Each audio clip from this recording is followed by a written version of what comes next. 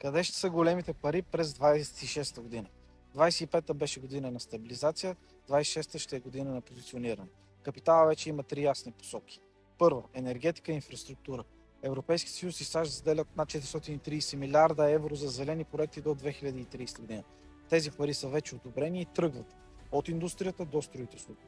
Втората посока – изкуствен интелект и автоматизация. AI сектора надмина 7 трилиона долара пазарна стойност, като през 26 година инвестициите в чипове, дата центрове и роботи ще се удвоят.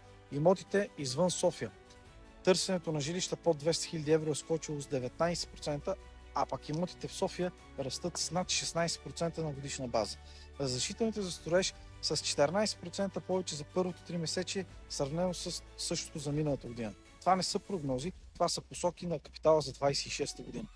В следващото видео ще видим как се позиционираме, за да сме вътре в движението, а не след него.